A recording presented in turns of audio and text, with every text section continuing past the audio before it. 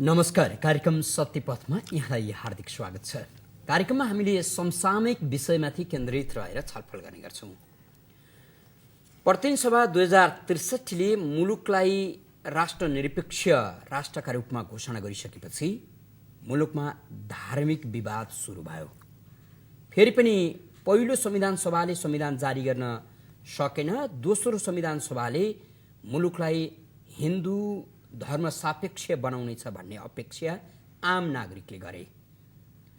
जति बेला सभासदहरू नागरिकको राय सुझाव लिन घर आँगन पुगे त्यस बेला पनि नागरिकले हिन्दू राज्यको माग गरे र फेरि पनि संविधान जारी हुँदा हिन्दू राज्य सापेक्ष नेपाल हुनेछ भन्ने अपेक्षा गरियो।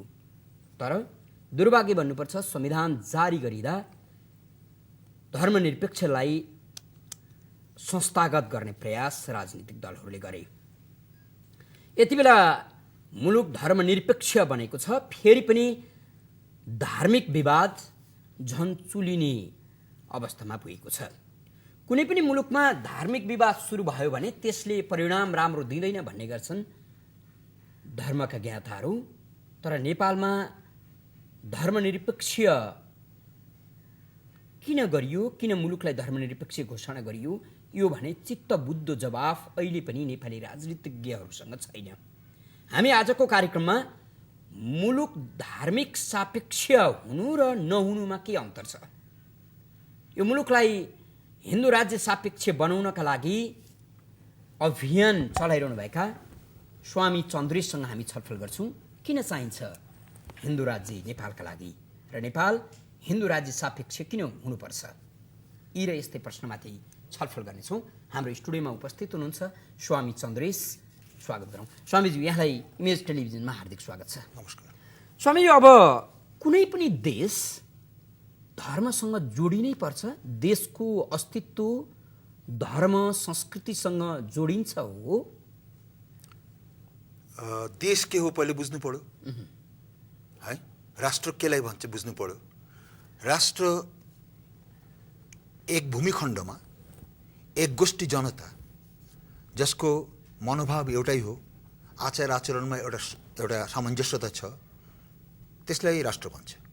एक गोष्ठी जनता एउटा भूमिखण्डमा निवास गर्छ, त्यसको पहाड पर्वत नदी नाला आकाश सूर्य चन्द्रसित कनेक्सन छैन। किनभने त्यो जनगोष्ठी नभयो भने यो जति पहाड पर्वत सबै राष्ट्र त बन्दैन त्यसलाई। त्यसकारणले त्यो जनगोष्ठी यदि राष्ट्र हो भने त्यो जनगोष्ठीले जस्तो धर्म जस्तो संस्कृति पालन गरिरहेको छ त्यो राष्ट्रको धर्म त्यही घोषित हुनुपर्छ। जसरी तपाईँले यो कोटलाई बाहिर राखिराख्यो भने त्यसलाई ठाकुरजी भनेर त कसैले भन्दैन कोटलाई। किनकि कोट जब तपाईँ जिउमा लगाउनुहुन्छ, ठाकुरजीको कोट, ठाकुरजीले कोट लगाइरहनु भएको छ भन्ने यदि आइडेन्टिटी दिनु पर्यो भने कोट लगाएको चस्मा लगाएको ठाकुरजी। स्वामीजीले हामीलाई के बताउँदै हुनुहुन्छ र हामीलाई के प्रश्नाउँदै खोज्दै हुनुहुन्छ भने धर्म संस्कृति भनेको पहिचान हो नागरिकको। नागरिकको मात्रै होइन, नागरिक त व्यक्ति भयो। जस्तो एउटा इँटा लिएर एउटा बिल्डिङ बन्छ, हामीले त इँटातिर ताक्दैनौँ, हामी बिल्डिङतिर ताल्छौँ बनिसकेपछि। त्यसैले नागरिकको सम्मिलित धर्म जुन छ, सम्मिलित संस्कृति जुन छ, सम्मिलित भाषा जुन छ, सम्मिलित विचारधारा जुन छ, सम्मिलित आस्था जुन छ, जुन एस्ट्रल बिङ्सहरूमाथि आस्था या आफ्नो आचार आचरणमा आस्था, आफ्नो परम्परामा आस्था, यो आस्थासित जोडेकै राष्ट्र हुन्छ नि त। त्यसैले राष्ट्रको धर्म त त्यो मान्नै पर्छ। कसैले आइडेन्टिटी खोज्यो भने त्यो राष्ट्रको धर्म के हो? कुनै संविधान पृथ्वीमा बनाउनु पर्यो भने त्यो देशको धर्म के हो भन्ने प्रश्न आइहाल्छ। किनभने धर्म मानव जीवनमा एउटा अविनाभावी तत्त्व हो, त्यसलाई छोडेर मान्छेको आइडेन्टिटी हुनै सक्दैन। त्यसो भने धर्म भावना हो? धर्मको दुईटा अस्तित्व छ। धर्मको दुईटा अस्तित्व छ। एउटा एब्सोल्युट अस्तित्व छ, त्यो एब्सोल्युट अस्तित्व मानव धर्म हो, विश्वव्यापी एउटै हो, सबले आनन्द खोजेको हुन्छ, सबले शान्ति खोजेको हुन्छ, सबैको प्रवृत्तिहरू एउटै देख्छ, आफ्नो स्वास्नी बाल बच्चालाई माया गर्ने, खुवाउने, हुर्काउने, साथी एउटै युनिभर्सल हो। त्यसैले धर्मको मूल उद्देश्य मोक्ष हो। धर्म अर्थ काम मोक्षमा मोक्ष भनेको परम शान्ति, परम आनन्द, परम स्थिति। किन्तु जसरी एउटा हवाईजहाज आकाशमा उड्छ, 10 वटा हवाईजहाज आकाशमा उडेको, एउटै आकाशमा उड्छ, तर 10 वटा रनवेबाट उड्छ। एउटा रानैबाट सबै उठेको होइन। त्यस्तै मान्छेले सिकेको हुन्छ, एउटै तत्त्व सिकेको हुन्छ, 10 वटा स्कुलबाट धेरै मान्छेले सिकेको हुन्छ। त्यस्तै यो धर्म जुन छ हाम्रो हिन्दू बौद्ध आदि आदि, यो धर्महरू के त इन्स्टिट्युसन हो। यो इन्स्टिट्युसनले सिकाउँछ देशकाल पात्र बमोजिम कसरी उसले जीवनयात्रा गरेपछि त्यो सुप्रिम धर्ममा पुग्न सक्छ, परम सत्यमा पुग्न सक्छ, यो रिलेटिभ सत्यलाई फलो गरेर। त्यसैले परम्परा भन्ने एउटा ठुलो सत्य हो। कसरी यो परम्परा उत्पन्न भएछ त्यसको इतिहास पक्कै छ, मान्छेले अनुसन्धान गर्नुपर्छ, पाउँछ। धेरै अनुसन्धान भइ पनि सकेछ। इभन वेस्टर्न वर्ल्डले पनि धेरै वेद वेदान्तमाथि अनुसन्धान गरेको छ। र म्याक्स मिलर जस्तो मान्छे, सोफेनावर जस्तो मान्छे, पल डेउसन जस्तो मान्छे, ओपेन हेमर जस्तो मान्छेले पनि भन्छ हाम्रो सम्पूर्ण ज्ञान हिन्दूको गीता, हिन्दूहरूको धर्मबाट आएको छ। त्यो भनेपछि मान्छेको जुन एउटा ब्याकग्राउन्ड, त्यो ब्याकग्राउन्डमा आधार गरेर उसको परम्परागत जीवन चल्छ। परम्परागत जुन ब्याकग्राउन्ड, त्यो आधार गरेर उसको जीवनयात्रा चल्छ। त्यसलाई पल्टाउने त सजिलो कुरा होइन। अरूको जुन चाहिँ ट्रेडिसन छ त्यसलाई हामीले घृणा गर्दैनौँ। स्वामीजी, अब त्यसो भने जस्तो अब धर्म परम मोक्ष हो, धर्म परम शान्ति हो। न, धर्म अर्थ काम मोक्ष। अर्थ किन चाह्यो? अर्थ भनेको सामान, पैसा सामान। अर्थ किन चाह्यो? कामना पूर्तिको लागि। तपाईँले घर बनाउनुहुन्छ एउटा कामना हो। मैले एक यहाँसँग मिनट धर्म किन चाहिन्छ? मोक्ष पाउनेको लागि। यो बनाइरहेको चाहिँ यसलाई हामीले अल्टर गर्न तर सक्दैनौँ। फेरि पनि यस्तो विषयलाई राजनीतिसँग किन जोडिन्छ होला? विश्वमा अहिले धर्म राजनीति चर्कँदो छ नि, होइन? त्यसको प्रभाव अब नेपालमा पनि देखियो भन्न मिल्छ? अवश्य मिल्छ। किनभने विश्वको इतिहासलाई हामीले एनालाइज गर्यो भने राजनैतिक कारणले जतिको रक्तपात भएको छ, जतिको रक्त खुन बगेको छ, त्योभन्दा कम्ती त धर्मको कारणले होइन त। धर्मले पनि त्यतिकै गरेको छ, त्योभन्दा बढी रगत बोकेको छ। 11 क्रुसेड भयो प्यालेस्टाइनमा 11th सेन्चुरीमा। अब भारतमा हिन्दू मुसलमानको रायटमा, यो जुन भारत विभाजनको बादमा जुन रायट भयो हिन्दू मुसलमानमा, त्यसमा यति मान्छे मरेको छ कि विश्वको इतिहासमै नमरेको जस्तो छ। 2 वर्षभित्रमा बहुत मान्छे मरेको छ। त्यसैले धर्म एउटा यस्तो सेन्सिटिभ तत्त्व हो। राजनीति जीवनयात्राको लागि, समाजको नियन्त्रणको लागि, सामाजिक जीवनको लागि राजनीति चाहिन्छ, एउटा स्वस्थ राजनीति। र आत्मिक शान्तिको लागि त धर्म चाहिन्छ। धर्म बिना त आत्मिक शान्ति असम्भव छ।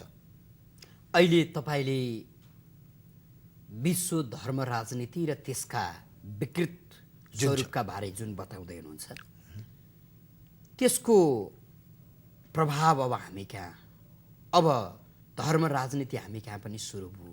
न, हरेक कुराको एउटा ग्राउन्ड हुन्छ। जसरी भारतमा निरपेक्षता भयो त्यसको एउटा ग्राउन्ड छ। आई मिन एउटा नराम्रो हो, नराम्रो भएको चाहिँ अहिले भारतीयहरूले पनि राम्रोसित बुझिरहेको छ, खास गरी अहिले हिन्दू सरकारले।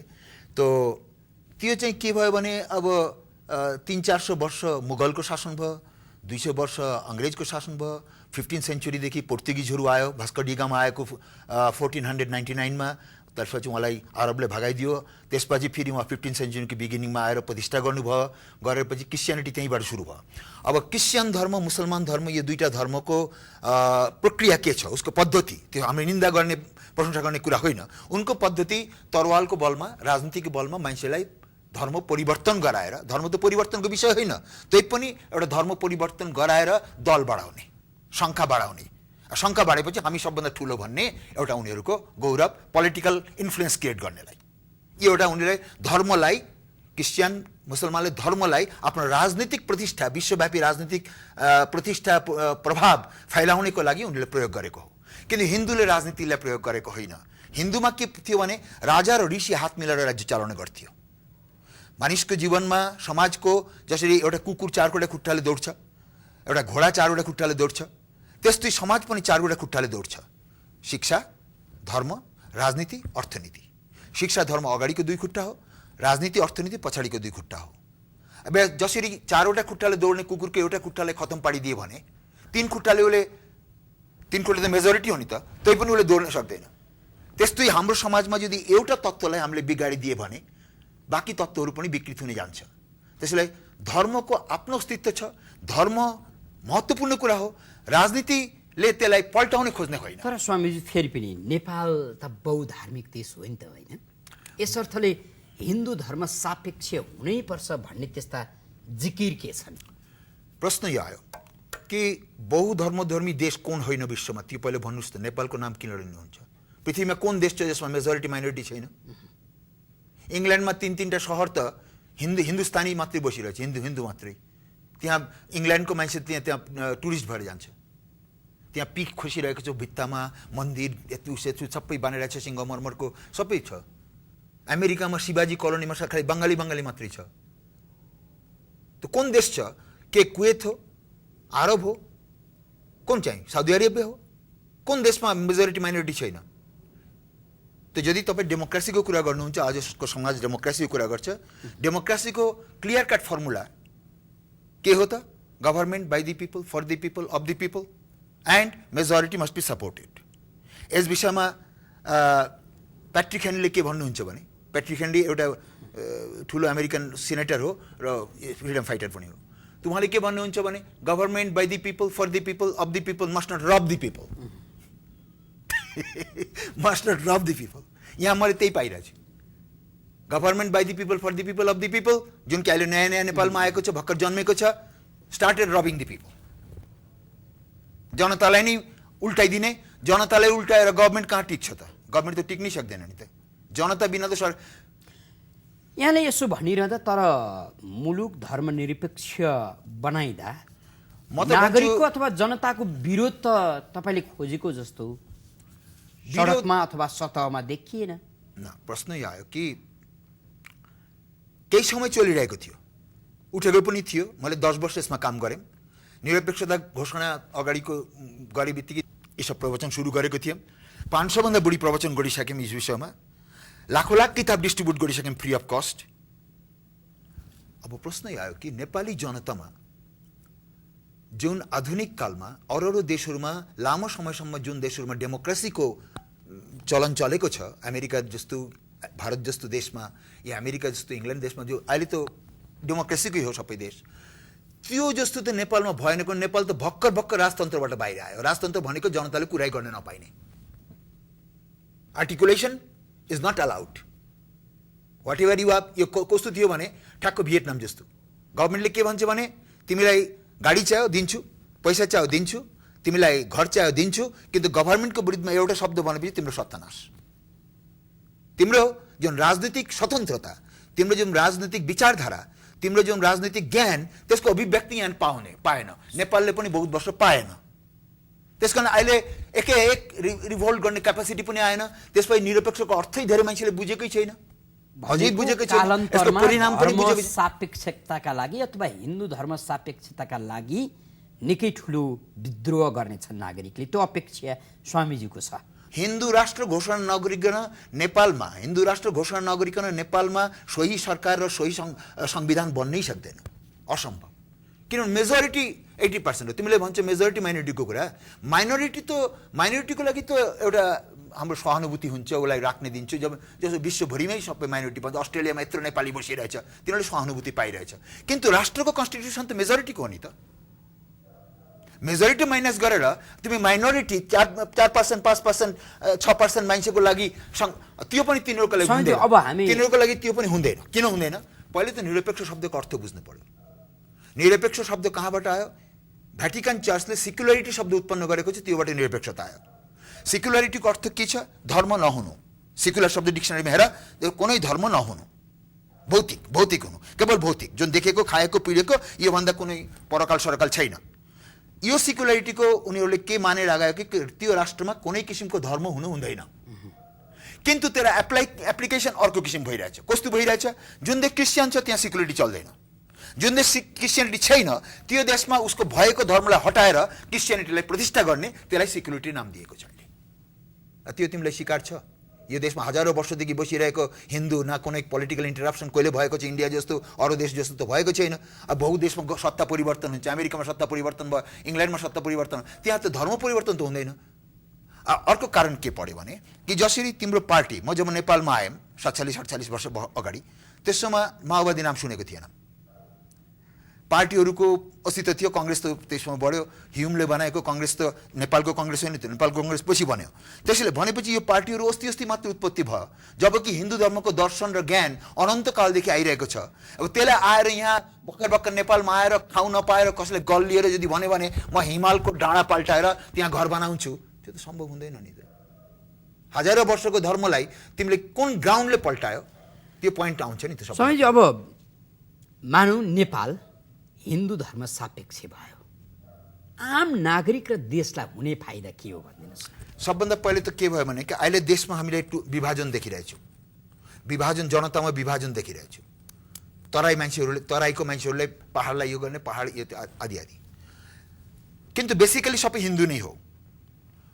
कुनै राष्ट्रलाई इन्टिग्रेट गर्नु पर्यो, जस्तै तिम्रो यो के भने यो टेलिभिजनको स्टुडियोमा मलाई बस्नेको कारण तिमीसित मसित किन एउटा कमन पोइन्ट छ। यदि कमन पोइन्ट हुँदैन थियो भने हामी बस्ने थियौँ। त त्यस्तै जो कमन फ्याक्टर्समा सबभन्दा पहिले त कमन फ्याक्टरलाई क्याच गर्नुपर्छ। जनतालाई अर्गनाइज गर्ने हो भने, राष्ट्रलाई इन्टिग्रेट गर्ने हो भने पहिले कमन फ्याक्टर के त? Common factor Hindutva. हिन्दू धर्म आइरहेको छ, हिन्दू धर्म पालन गरिरहेको छ, मधेसले पनि गरिरहेको छ, पहाडले पनि गरिरहेको छ, सबले गरिरहेको छ। अधिकांश मान्छेहरूले अहिले जुन दुई चारवटा क्रिस्चियन छ तिनीहरू पनि बाबु सबै हिन्दू नै हो। जुन मुसलमान बसेको तिनीहरूको बाबु पनि हिन्दू नै हो। त्यसैले तिमीले आफ्नो राष्ट्रिय धर्मलाई सत्यै भनेर यदि घोषणा गर्छ भने त्यसले राष्ट्रलाई इन्टिग्रेट गर्नलाई सजिलो हुन्छ।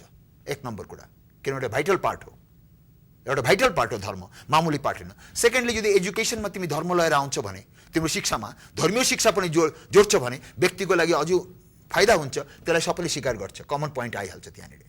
दुई नम्बर के हुन्छ भने आत्मगौरव हुन्छ। पृथ्वीमा मान्छे 2 दिन बाँच्छ, तिमी कहाँबाट आएको कहाँ जान्छ तिमीलाई थाहा छैन, किन्तु 2 दिनको लागि गौरव लिएर मान्छेलाई बाँच्नुपर्छ। सारा विश्वमा थाहा छ कि एकमात्र हिन्दू राष्ट्र नेपाल, त्यसको ग्लोरी त्यहाँनिर थियो। हिमाल भएको देश, हिन्दू राष्ट्र भएको देश, बुद्धको जन्मभूमि देश, यो जुन ग्लोरी हुने कमन पोइन्टहरू छन्, त्यो कमन पोइन्टहरूलाई मिल्काएर तिम्रो अस्तित्व कहाँ हुन्छ त? तर स्वामीजी यहीँनिर बहुसंख्यक बाघको दाँत भाँचिदियो भने, नङ्ग्रा काटिदियो भने बाघको अस्तित्व कहाँ हुन्छ त? फेरि पनि यहीँनिर बहुसंख्यक नागरिकको पक्षमा उभिँदा अल्पसंख्यक नागरिक अथवा धर्मावलम्बीका यो गौरवका कुराहरू पोइन्ट बुझिसकेको छु। यो पोइन्ट गलत पोइन्ट हो, त्यसले सुजिलो हुन्छ। किनभने यदि अहिले तिमी निरपेक्ष बनायो भने धर्मीय सङ्घर्ष हुनेको पोसिबिलिटी बढी हुन्छ। किन आइडेन्टिटी अगाडि राखिदियो भने स्वामीजी सबैले स्वतन्त्रता पाए नि, त्यो स्वतन्त्रता होइन, त्यो स्वतन्त्रता होइन। हिन्दू धर्म स्वतन्त्रता हुन्थ्यो भने मलाई बोलाउने त कारण केही पनि थिएन। यो कलम यहाँ छ, तिमी छ, यो छ, त्यो छ, त्यो छ, यसको मालिक छैन भने यसले पनि लिने खोज्छ, यसले पनि लिने खोज्छ, यसले पनि लिने खोज्छ, मारापिटी हुन्छ। किन्तु जब घोषित हुन्छ कि स्वामी चन्द्रेशको कलम हो, प्रयोग गर्न सक्छौ तिमी, किन्तु लिनै त सक्दैन नि त। यहाँ त क्रिस्चियन मुसलमानको प्रयास नै हुन्छ तिम्रो धर्मलाई फ्याँकेर उसको धर्म प्रतिष्ठा गर्ने। त्यो तिमीले के स्वीकार गर्छौ? तिम्रो लाल पूर्जालाई दिदिने, पाहुनालाई घरमा राख्ने ठिक छ, खुवाउनु ठिक छ, सुविधा दिने ठिक छ, लाल पूर्जा त दिनै मिल्दैन नि त। तिम्रो लाल पूर्जा त हिन्दू राष्ट्र हो नि त, त्यो लाल पूर्जा दिदिने माइनोरिटीलाई। माइनोरिटी आएर त्यसपछि बढेर त्यसपछि फेरि त्यो अहिले त कति 4% छ, 20% भएपछि अब युरोप अमेरिकाले के भन्छ भने minority is in danger, army पठाइदिन्छ हाम्रो सुरक्षा दिनुको लागि। तिम्रो अस्तित्व कहाँ हुन्छ? गोवामा हिन्दू थियो 100%, कहाँ गयो त? कोचिनमा हिन्दू थियो 100%, कहाँ गयो त? आसाममा 100% हिन्दू थियो त, कहाँ गयो त? क्यारेक्टरहरू फ्रेन्डसिप गर्नु पर्यो नि त। सर्पलाई फ्रेन्डसिप गरेपछि त सर्पलाई दुध केरा खुवाएर त्यसको बादमा के तिमीलाई कुकुर जस्तो पुछार चोले कि डस छ? यही कुरा समाजले बुझ्नु पर्यो होइन? निश्चय बुझ्नु पर्यो, बुझ्नु मात्रै पर्यो होइन, यसको लागि उठ्नु पर्यो, प्र्याक्टिकली आउनु पर्यो। खालि खाने पाए घाँस बाँस कपास पाएर सुतिरहेर मात्रै चल्दैन। त्यो अस्तित्व त राष्ट्रिय अस्तित्व छ। अब स्वामीजीले यति सजिलो ठान्नुहुन्छ मुलुकलाई फेरि हिन्दू धर्म सापेक्ष बनाउनु? नमानेको त उपाय नै छैन, किनभने चाइनाले पनि त्यो खोजेको छैन, इन्डियाले पनि त्यो खोजेको छैन। दुईटा देश नभएपछि तिम्रो देश चल्दैन। हामीले मात्र खोजेको होइन, इन्डियाले पनि खोजेको छैन, चाइनाले पनि खोजेको छैन। किन होला? पहिला पोइन्ट त चाइना 200 वर्ष युरोपको अन्डरमा रहेर ओपियमको क्षेत्र बनेर त्यति टर्चर खाएछ। इन्डिया 150 वर्ष 175 वर्ष कन्टिन्युअसली ब्रिटिसको टर्चर खाएको छ। तिनीहरूले थाहा छ युरोपियनलाई बोलाएपछि के हुन्छ। नेपालले त त्यो जानेको छैन, नेपाली जनताले बुझेको छैन देश टुक्राएपछि के कष्ट हुन्छ, कति मान्छेले के कष्ट हुन्छ, निरपेक्ष भएपछि कति डर हुन्छ। किनभने युएनको नियम छ कि कुनै कम्युनिटी यदि 50% भन्दा बढी भइदियो भने तिनीहरूले त्यो देश घोषणा गर्छ। अहिले 30% भइसकेको छ इन्डियामा, 30-33% छ। 33%बाट उसले 51% भए बित्तिकै भन्छ Pakistan, India should be Pakistan. बङ्गालमा त्यही समस्याले चलिरहेछ, 60% मुसलमान भइसकेको छ। इन्डियासित गाँसेको छ भनेर मात्रै बाँचिरहेछ, न त पश्चिम बङ्ग पनि अहिले पाकिस्तान बढिसक्थ्यो। त भनेपछि तिमीले यसो कुराहरू बुझ्नु पर्यो, क्यारेक्टर बुझ्नु पर्यो कि के भइरहेछ। धार्मिक राजनीति निरपेक्षता गर्नेको तात्पर्य के हो? जब हिन्दू राष्ट्र हुँदा हुँदै तिम्रो सबै कुरा राम्रोसित चलिरहेको थियो, अहिले निरपेक्ष भएर यदि यसको प्रमोसन भएको थियो भने त अहिले यो समस्या आउने थिएन नि त। धार्मिक राजनीति मानव सभ्यताका लागि र एउटा सिङ्गो देशका लागि घातक हो। यो त धूर्त राजनीतिकहरूले धर्मलाई ट्विस्ट गरेर आफ्नो काममा लगाउने हो। यो धर्मसम्म गर्ने होइन। यो धर्म भनेको जसले ध्यान धारणा साधना गर्छ, ईश्वर पाउने खोज्छ। स्वामीजी, अब विश्वमा धर्म सापेक्ष मुलुक छन् नि, होइन?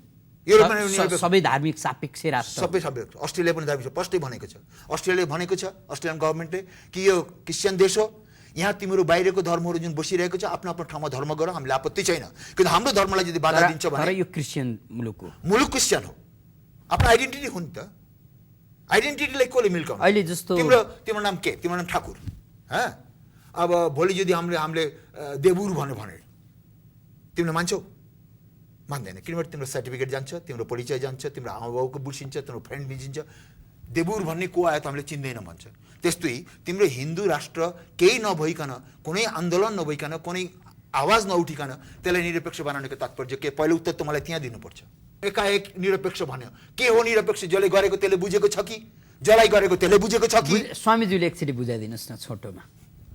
अगाडि त बताइम नि त। निरपेक्ष भनेको कसले गर्छ भने युरोपियन पोलिसीले गर्छ, हिन्दू मात्रै हो। त्यति मात्रै हो। युरोपले के खोजेको छ? त्यसको अर्थ त्यो भन्दा अरु छैन। यसको कुरा यस्तो छ कि क्रिस्चियनिटी 2000 वर्ष भयो, मुसलमान 1400 वर्ष भयो, 16 सेन्चुरीको। यति भित्रमै मान्छेले बिस्तारै बुझ्दै गयो जस कमन एजुकेसन विश्वमा आएपछि कि यिनीहरूमा सार तत्त्व छैन। सार तत्त्व चाहिँ हिन्दू धर्ममा। हिन्दू धर्ममा वेद, वेदान्त, उपनिषद, क्रिया आदि एवं सनातन हो। यति एउटा मान्छे मात्र उत्पन्न भएको होइन। एउटा मान्छेले कुनै तिम्रो अर्गनाइजेसन चल्दैन, एउटा मान्छेले हस्पिटल चल्दैन, एउटा मान्छेले स्कुल चल्दैन। यो त एउटा मान्छेले के अर्गनाइजेसन बन्ला? हिन्दू त हजारौँ ऋषि मुनिहरूको ज्ञान लिएर वेद वेदान्त बनेछ।